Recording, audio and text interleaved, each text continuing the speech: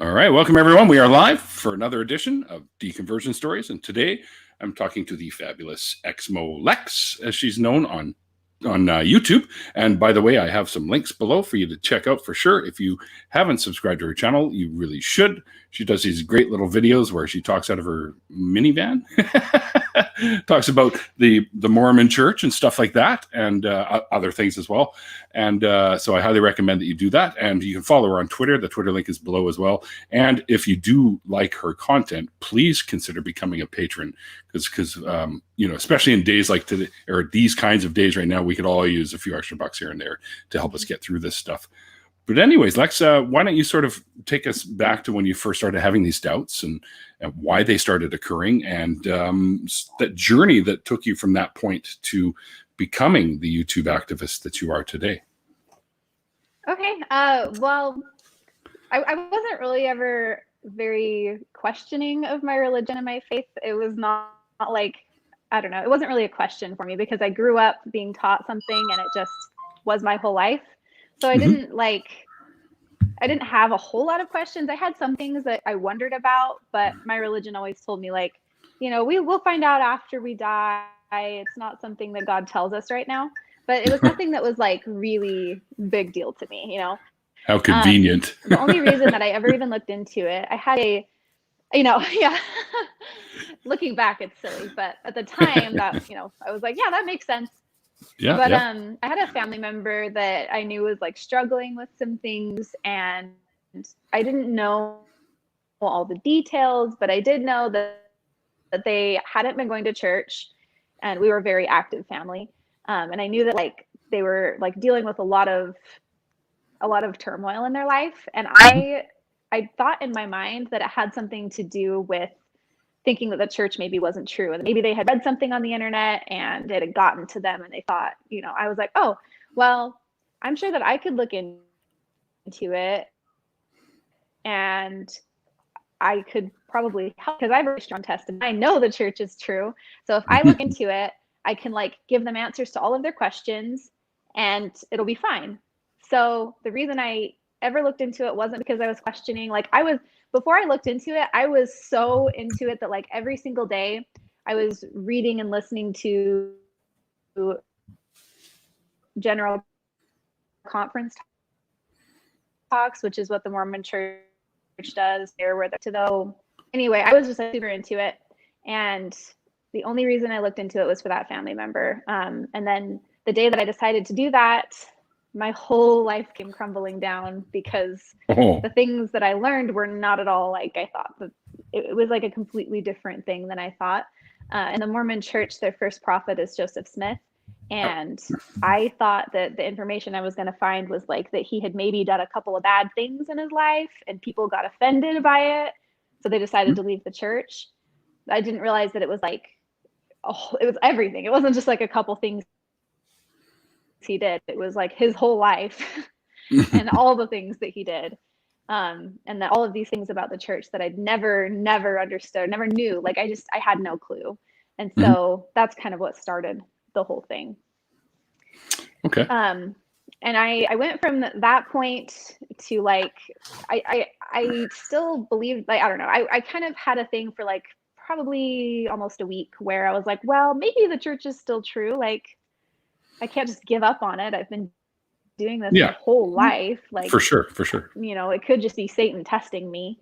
And so I continued to do research. And I mean, that's kind of all I did. Like I would, you know, and anytime that I wasn't busy doing something, I was doing research about the church. And so within a week, I just didn't believe it anymore. And I still believed in God at that point and thought, well, I could still believe in the Bible, but I didn't want to leave anything up to like maybe again, because I was like, I've been like deceived forever. So I'm going to keep looking just to make sure. And so again, my whole life was just doing stuff that I needed to do, like take care of my kids and then do research. And probably within about a month, I had become an atheist. It was pretty quick. Yeah, it does sound like that. But when you say that you were talking or you were looking into Smith, Was there something in particular that you found out about him that kind of made you kind of go, whoa, what the hell sort of thing? Was there anything like that? Like there was a lot, but I can list like a few things really quick, because and I know some Mormons know this kind of stuff. I did not. And I wasn't, it wasn't like I wasn't active, you know, I was 100%. But I found out that I knew he was like into polygamy, because, you know, the early church, they were polygamists, but I didn't know he had, I think it was 34, upwards of 34 wives. Something like that. He had married teenagers. He had, I mean, I think the youngest was 14 years old. I had no idea about that. I didn't know that he had he actually was taking wives before he instituted the law of polygamy and the Doctrine and Covenants. So, and I didn't know that he used rocks in a hat to translate the Book of Mormon. I didn't know that he was a Freemason, and didn't know that he had copied all of the temple ceremonies from Freemasonry. I mean, there was like all of these things that I was just like, what? Like, why didn't I learn that? And yeah, I mean, it was almost like everything about him, because to me and to people that grow up in the church, he's like espoused as a hero. Like, he was a martyr, and he, you know, he was just a young boy, and I had no idea he was a martyr. Restored the church to the earth. Yeah, well, the church teaches that he is. I have mixed feelings about that. He was actually in jail at the time that he was killed. A mob came to the jail and killed him, but you know, Mormons teach that like he was completely innocent of anything, and they just killed him because they didn't like Mormons. Oh boy! When in reality, he had having sex with teenage girls, and he had broken a bunch of laws, and so it wasn't like he was this innocent victim that people were just being mean to. Right. You're kind of know any of that. Yeah, well, some of that I didn't know either, but you're kind of sort of breaking up a little bit here. It might be easier if you maybe just go with audio rather than the video feed, and you'll probably be able to, because I'm not sure what kind of high-speed internet, if you have it, but it also, your processing speed can have an effect on that as well. So maybe cut out the video and just go with the audio. See if that helps, sort of thing. Is it any better? Yeah, actually, I think because the video processing takes up a lot of your processing speed. So maybe just chatting with you like this, so we can at least hear you, so you don't robot out on us all the time, would be much more productive. Sorry about that. Oh no, it's okay. It's perfectly fine. I want this to be so that we can hear you properly and stuff like that. Yeah, because anyone who really wants to know, what you look like, we'll say they can go to your channel to find that out, anyways, right? So, that's actually true. It's already working a lot better. I'm not getting any of that roboting kind of noise, or the digital weirdness of noise that comes through sometimes. So that's awesome. So, is your family still in with the church? Like, is that why you do your videos? 99%. Really? It's not really for my family. It's mostly just, for every Mormon that has either questioned, left, or, even those who are still in, if they see my videos or hear some of what I have to say, it's just that I wish that I had known. I wish that somebody had told me. I wish, I was baptized when I was 8 years old, and it was something I was taught from birth. And I just wish somebody had told me the truth. Yeah, which probably would have made things a lot easier. What I meant, though, is the reason you do your videos in the van is so. Are you doing these in secret, sort of thing? Oh no, not at all. My husband is also out, and our kids are really little. They're all. When we left, I think my oldest was maybe 4. Okay. So it's not. It's just because I do have 4 kids, and they're all under 6 years old. So my house is really, really loud. and I have no peace and quiet. And the only way that I can, be able to film videos in peace is to film in my van. But the other thing is that, like, I don't have good equipment. I just film on my phone. So Right. if I'm not in an enclosed space, it can be really echoey. So being in the van actually has pretty good acoustics, and so it works out. It does, actually. I've seen multiple of your videos, and you never have any issues at all with the audio. You come through loud and clear. So that's actually, Yeah. I guess, yeah, and I guess that's the best option you have, especially with a house full of young'uns like that running around screaming and making noise and stuff. So your husband is also out, you said, out of the church. Did he go along there, like right along that with you? Like, did you go to him at first when you were having these thoughts about leaving, and did you guys talk about it at all? My husband, you mean? I Yes. kind of cut out for a second. Okay. Yes, your husband. So it all happened like really, really quickly.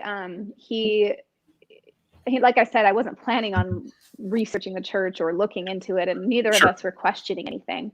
But when I did start looking into it, my first thought was my husband, and I thought, he's a faithful Mormon. He's not going to want to be with somebody that doesn't believe. Right. And I immediately had called him up on the phone because he was at work, and just told him what I had read and that I was freaking out, and I needed some comfort, and I didn't know what to do. So when he came home, we kind of looked at everything together. Mm-hmm. And from that point, we made our way out of the church together. So it was very much us on the same page the whole time. Wow. That's awesome, because you don't hear that a lot when people are leaving whatever belief systems they're leaving. Oftentimes I've heard stories where people actually end up splitting because I guess the person that's still in, there's no resolving this, we'll say, or something along those lines. So kudos to both of you for that happening for the both of you, because now you can still have the family unit together and stuff like that. So how are you going to raise your kids now? Are you going to sort of give them the option to look into it, or are you going to allow them to peruse other beliefs, that kind of thing? That's a really good question. So, like I said, my oldest is only 5, and they don't have any questions or anything like it yet. So, like, I see no reason to like bring it up until they're curious. I know, their grandparents go to church and stuff, and I'm like, if they ever want to know, I'm totally fine with, and I'd love to sit down with them and be like, here's all of these different religions, and here's all of these teachings, and people across the world believe lots of different things, and that's okay. Yeah. But, at the moment I'm just like, they don't believe in anything. So I don't see a reason to like, be like, oh, hey, you want to like hear about some crazy stuff that, your grandma believes? Like magic underwear. Just leave it alone until they, right. Like let's just leave it until they actually ask. I don't know. At 5 years old, I had beliefs too. I believed that my toys would come to life when I went to sleep. So, yeah, and imagine my surprise when Toy Story said that his boogers talk to him. So I'm like, has he been watching Ren and Stimpy behind your back or something? With the nose goblins that live under the piano seat, I think, or something like that. I don't know. Actually. It was a long time ago, and I used to smoke. Well, not that I don't smoke weed anymore, but I used to smoke a lot more than I did now. So Ren and Stimpy was right up there on top of my watch list back then. So, which was awesome. So, all right. So, what happened, I guess, when you decided, both you and your husband, and I think that it's phenomenal that the two of you came to the conclusion around the same time. What happened with the church? Did they try to win you back over? Like, did they try to talk you back into it, sort of thing? Or yeah. Did they? Like, were they sending people to talk to you and stuff like that? Or yeah, and I think they did it so quickly because we had been really active when we were at church pretty much every week that we could be. So when we just stopped coming, they had our ministering teachers come over to try to talk to us, and I told her like straight up, I was like, you can come over. I don't, you can be friends with me. That's totally fine. But just so you know, like, I don't believe the church is true. And so if you just want to come over to like talk about church, that's not going to be a thing. But if you want to be friends, I'm fine with that. She ended up, I think she did come over one more time. And I think after that, she told the bishop of our ward. And at that point, they wouldn't stop bothering me. They kept texting me and asking to meet, and my husband wanted nothing to do with that whatsoever. He was really upset. Yeah, I bet. But I told the bishop he could come over and talk to me if he wanted to. Mm-hmm. So a couple of the bishop and I think one of his counselors came over, and they had questions, and I told them some of the things that I had found out, and almost all of them they didn't know what I was talking about. So I realized that they didn't know these things either. Wow. And he gave me a church talk from one of the apostles and tried to be like, doubt your doubts before you doubt your faith, which is a famous Mormon apostle quote. Mm-hmm. And I just told him, like, no, I don't want to be a member. I don't want to be contacted. And they did leave me alone after that. Wow. How long did that take? Because I hear they're pretty relentless when they want to be. Really not very long. Okay. The bishop was pretty good. Like he was pretty good about listening to what I wanted. There was other people, like, it really bothered me. My kids were in the nursery, which is like 18 months to 3 years old. I had 2 kids that were in nursery, and the nursery teacher brought over something saying, like, we miss seeing you. And she had never even met one of my kids. And I was like, that's really low of you to try to, like, That's odd. You've never even met my daughter. Like, you don't miss her. You don't know who she is, And after that, I think, it was within like 2 or 3 months that I told the bishop we actually want to get our records removed from the church, which is different than just not going, Right. because they won't contact you at all. And so after that happened, I never heard from them again. Okay, awesome. Do you ever see any of the members out on the street trying to, how they walk around in pairs sometimes and they want to recruit people into the belief? You ever come across those guys at all? Do they recognize you? Oh, like the missionaries? Yes. Yeah. So the house in the neighborhood that we were living in when we left, we've actually moved since then, so I don't see any of those people. But I actually have had sister missionaries over to my house for dinner since we left. Purely because, like, I've learned a lot about missions since we left, and they sound really terrible for really young people. And I just wanted them to have somewhere that they could come and not have to talk about church and just have a nice meal and play with my kids and have a nice night. So we had them over just for that. And I would totally do it again because, they're just kids. Yeah. And it's a lot of pressure to go on a mission. Yeah, absolutely. I've actually spoken with a few myself just locally here. And of course, they tried the whole spiel. And I'm like, guys, don't waste your breath, man. Like, if you want to talk about how things are going for you guys on your mission and stuff like that, and we end up talking about stuff like that. Yeah, like you're not recruiting me. That's not going to happen. First of all, I was raised Jewish, so the whole Christian side was always kind of a non-thing for me anyways. So there's no chance, and especially in Mormonism, like there's no way I'm jumping into that horse shit. And they kind of gave me this look, like, and it's like, but relax. Yeah, you're still human beings. Yeah.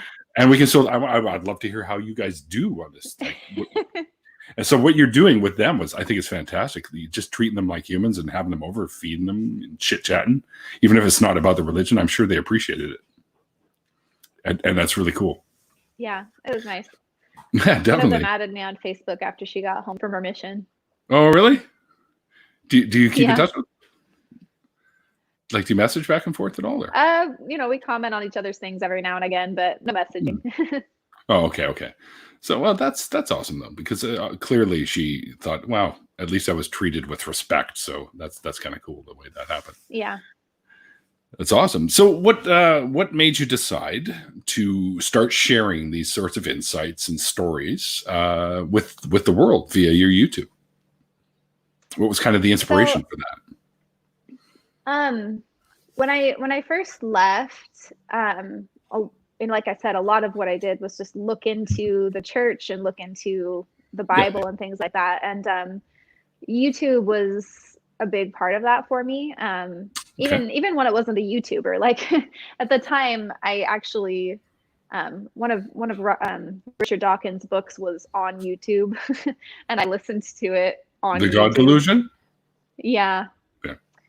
But I mean, it was, there's a lot of YouTubers that like just knowing that there was somebody else that got it made a big difference to me. So I listened to lots of podcasts through YouTube and, just ex-Mormon shows and things like that. And I never really thought I would do it myself. I just was really, really appreciative of the people that did. Right. And then one day I was on Facebook and somebody that I followed on YouTube had uploaded a video to Facebook and I commented on it. I think it was just a story about like them leaving the church. And I just had said like, I relate to this and, I support you or whatever. And my dad saw that comment and he replied to my comment or something and just said sad. And I was irritated. Sad. And so, yeah, so sad. I've heard that happens quite often, actually. This is just a phase or a fad or thing you're going through. Yeah. Yeah.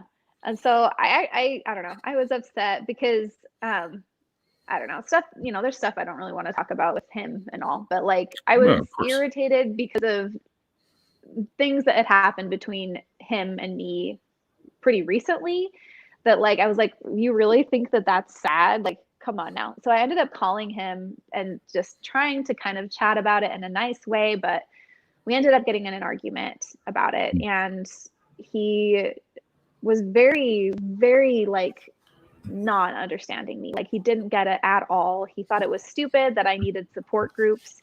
He didn't understand why I would be watching videos like that. He was just being pretty rude. Like he was not being nice. He was yelling at me.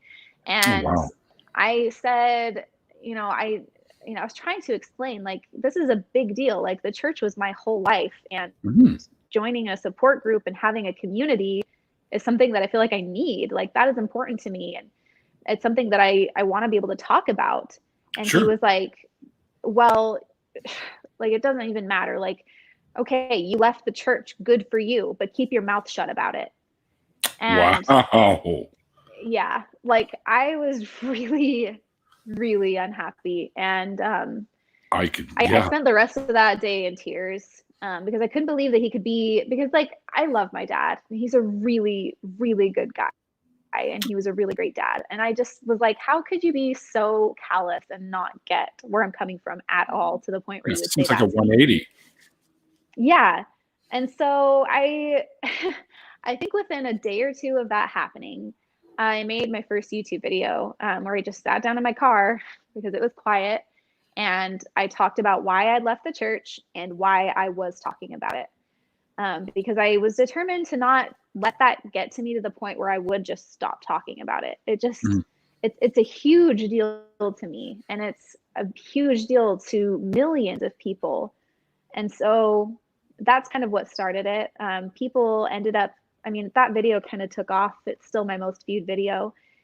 And a lot of people were emailing me and commenting that it was like amazing and so helpful to them, and that they could relate to it, and that they were grateful that I had done it, and they wanted me to make more. And so I was like, wow, like if it's really making that big of a difference, then I feel like I really should, because the people that I followed on YouTube in this journey made a big deal to me.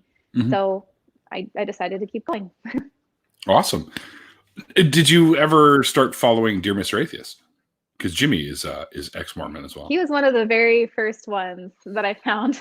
But at the time, it's kind of funny. Like when I first found him, I saw, it was Dear Mr. Atheist, but I wasn't an atheist yet. I was just questioning the church. Yeah. So I absolutely refused to watch any of his videos that weren't directly about Mormonism.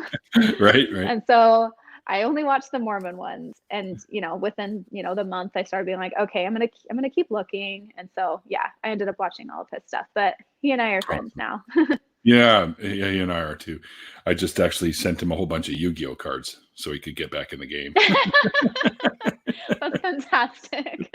Yeah, well, I when I was briefly married back in the early 2000s, my now ex's kids were just getting into the game and they were watching the anime. So I came home and I was like, oh, I like anime. What's this? What's the one's Yu-Gi-Oh?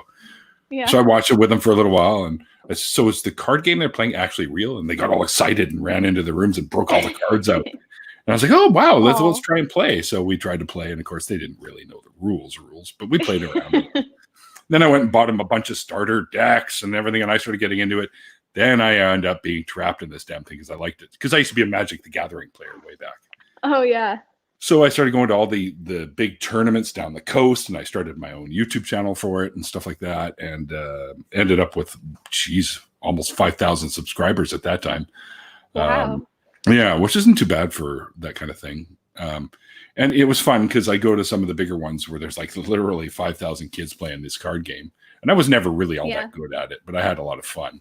And they were coming up to me, would you sign my card? Like little Judgment Dragon cards, and I'd sign the cards for them and stuff. It's kind of bizarre, but I'd never been in a celebrity kind of status before. So it was kind of fun, but at the same time, bizarre.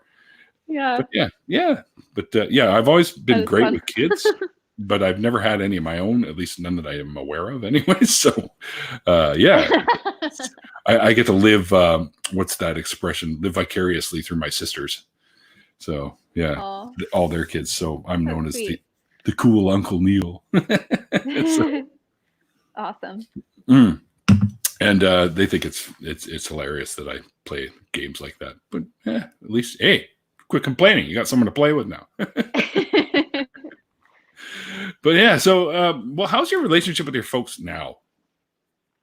Like since all that? It's pretty good. I have a really great relationship with my mom. I talk to her 5 days out of the week. Excellent. And we're really, really close. We're best friends. And she still very much believes in the church, and we have a lot of differences now politically and spiritually and everything, but we still get along really well. After that whole thing happened with my dad, I don't know, he's going through stuff in his life, and he's got his own battles, and so things are okay, and we talk sometimes, but I know from talking to other members of my family that he feels really bad about what happened, and he feels like he's like ruined our relationship. And as much as I try to be like, it's okay, like I'm over it, I know that it still bothers him, and so it's okay, and we're still working on it. If that makes sense. Yeah. Oh, it totally does.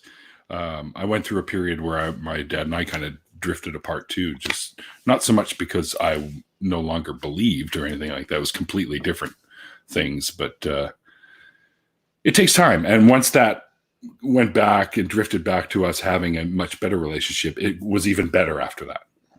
Like there was times when you couldn't stop the two of us from cracking the dumbest ass jokes and laughing while everyone else at the table's like, what the hell's going on here? Right. So, but we had a great relationship. And my dad was actually ended up being I live in the province of British Columbia in Canada. And he was BC's highest blood donor. He had like 540 something donations. So that's amazing. Yeah. And he passed away. So I decided to start a Partners for Life group. I'm sorry. Oh, well, it's back in 2010. I think he died, or just before 2011. So when he passed away, I vowed to, because we'd always wanted to go together, but our schedules never lined up.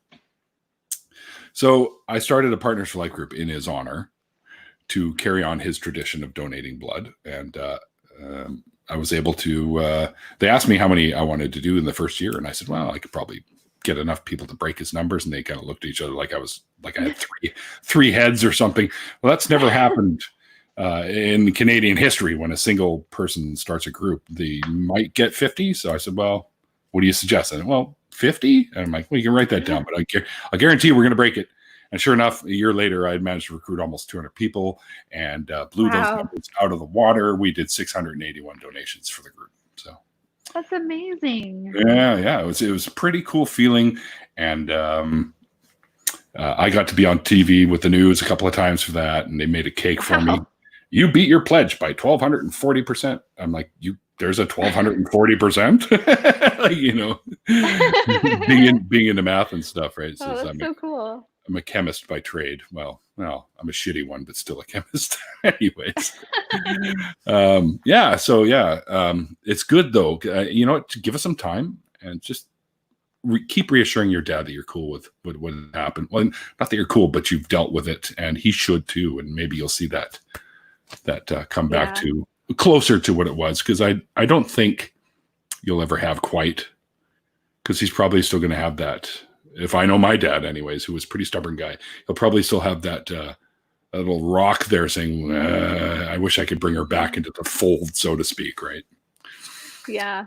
But definitely try and grow that back into some semblance of a loving relationship or something like that. Because clearly he still loves you, right? Or else you'd be right out completely. So yeah, of course.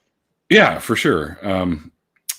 And I tell you, I've heard many stories, and the ones I think that break my heart the most is when, excuse me, when parents and siblings abandon the people that have left the belief system. Right, and that happens pretty often. It does, but I thought it would happen more than I had originally figured, but it's less than half. It kind of depends on like which religion.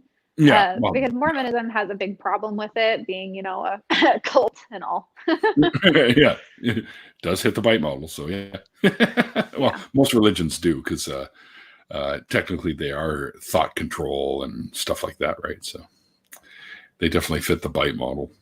Some a little less than others, but I basically grew up as a somewhat secular Jew, so we did the traditional shit and got together on Friday nights with other families after synagogue, stuff like that. And yeah.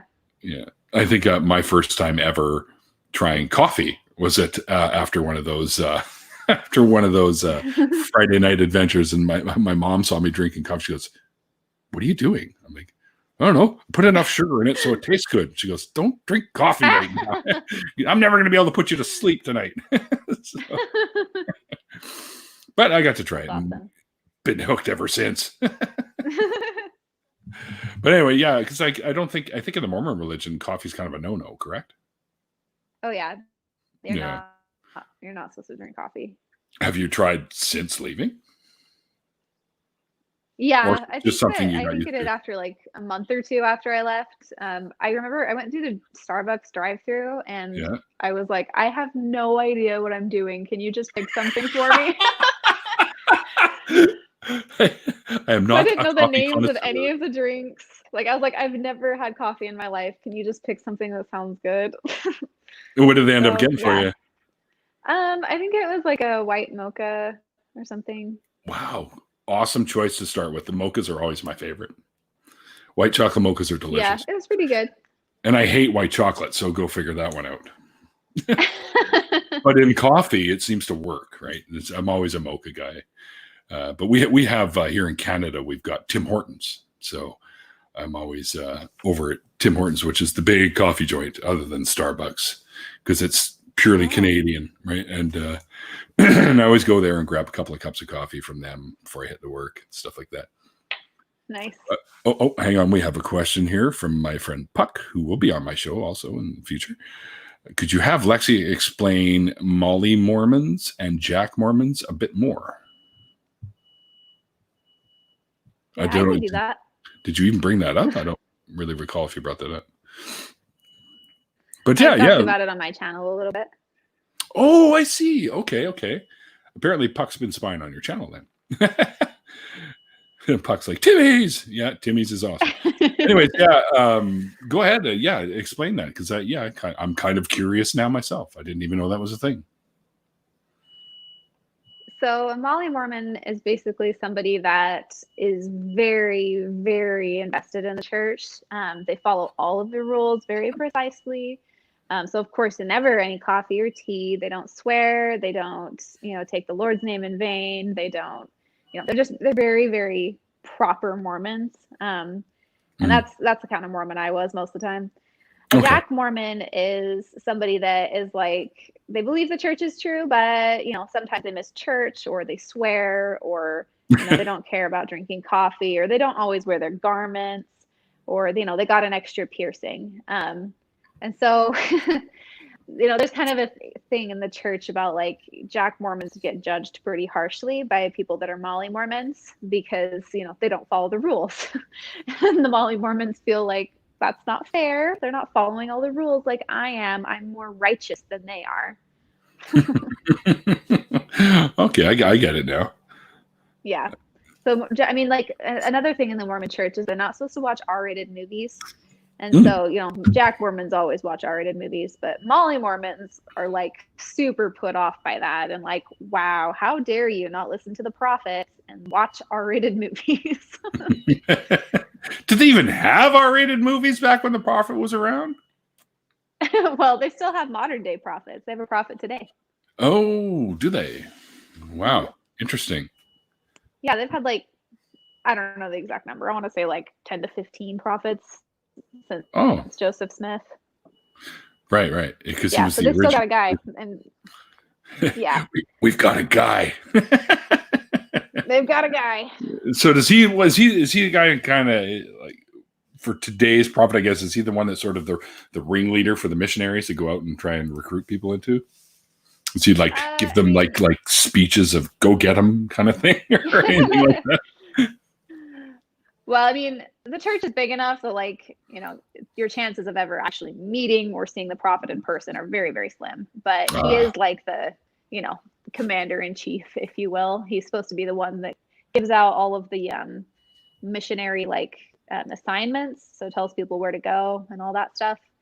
But the Mormons, they get together twice a year to listen to the prophet speak, and to, you know, it's the prophet and the quorum of his 12 apostles, and then there's a bunch of quorums of 70 apostles. But anyway, they all get together and they have this big thing twice a year where they give speeches basically to Mormons, and it's always the same stuff. Like, it's always the same stuff.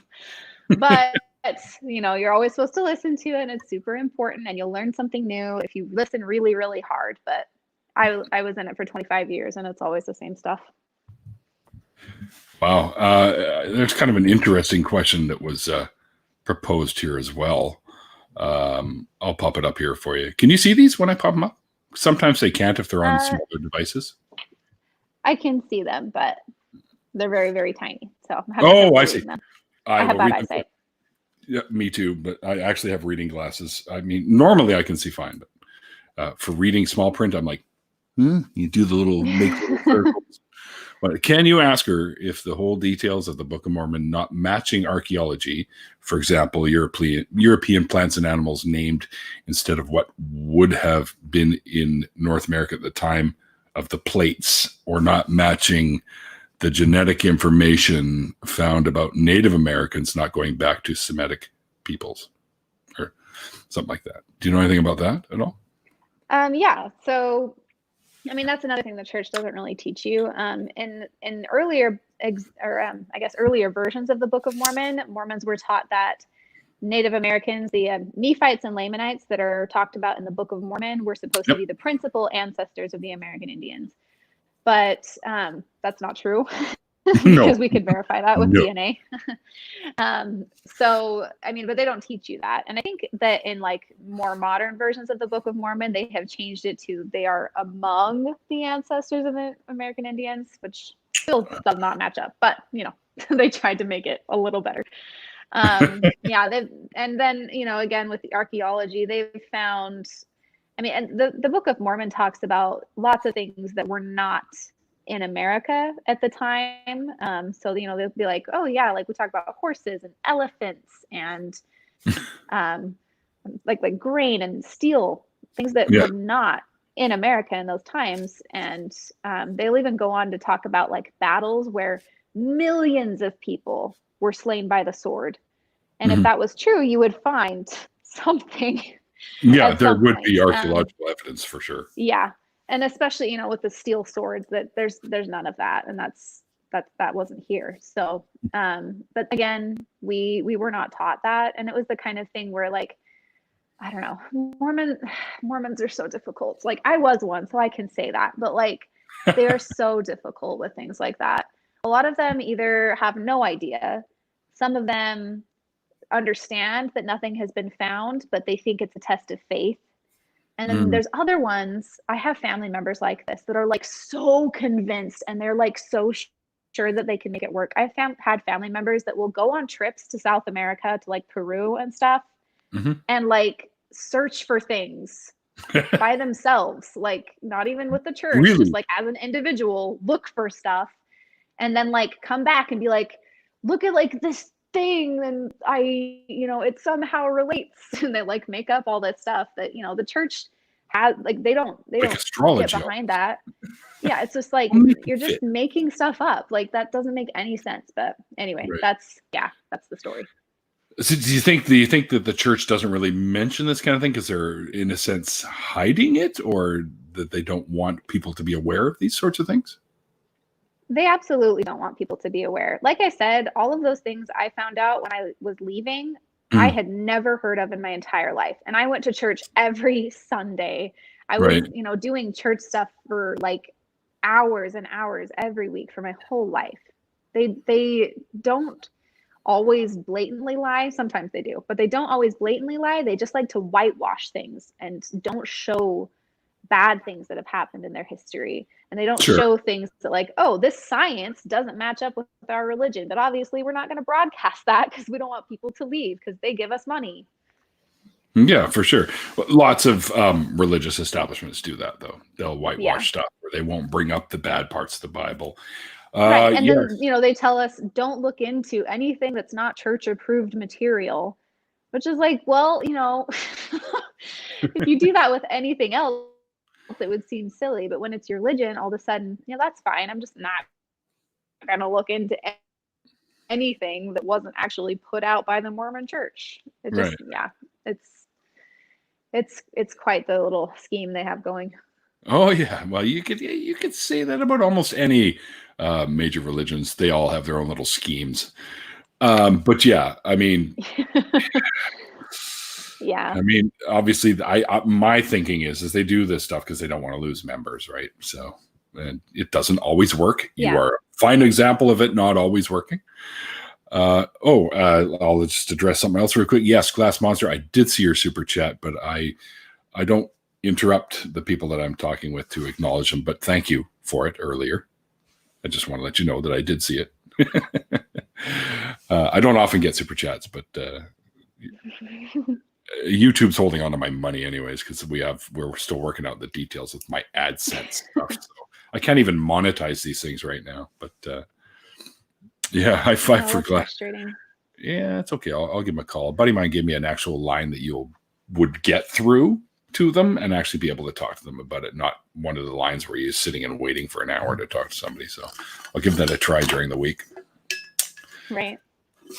My good friend Faye, also known as Wonder Lady, would like to know if she's seen the Book of Mormon play. And I believe you're talking about the one that Trey Parker and Matt Stone did, I think, the South Park guys. The Book of Mormon musical. Yeah. I never saw it like in person. I watched it on YouTube, but it was like somebody in the audience had filmed it, so it was like super bad quality, really not like Yeah. I was planning on going and seeing it this summer because it was coming to Boise near where I live, but I'm not sure that's going to happen because of the whole virus thing. So I don't know. Right. I have not seen it yet, but I do want to see it. I want to go see it like you live. Because I've heard it's just hysterical. So even actual Mormons. The crappy version I watched was funny, but.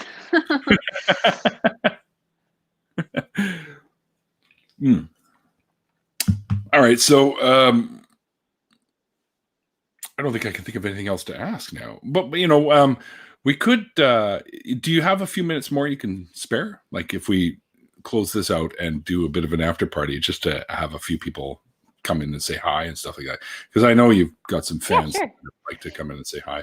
Maybe we could do that, and we'll just sort of carry this on. I'll take a little bit of a break. I'm going to run outside because I'm one of them dirty smoker bastards, so I'm going to go have a cigarette. And, I'll come back in and give you a brand new link. And one more quick question. You can probably Atheist wind down. My friend Jen is here. But she's using her YouTube channel one. Jacopo, the one who was asking the other question I asked you, if you went on your 2-year mission. Did you do that? Oh, I did not. No. Okay. I got married when I just barely turned 19. And at the time, I think women went when they were 20. So I wasn't even of age yet. Well, we're going to do an after party, guys. So Is it real beer? Is it water? I think people are throwing all these bizarre questions at me. I don't drink fake beer, Glass Monster, so it just may not be up to your standards. But I don't judge people on what they drink. I like the flavors of all different kinds of beers. I like pilsners, lagers, ales, stouts, porters, you name it. If it tastes good, I like it. There you go. So I'll drink whatever. All right.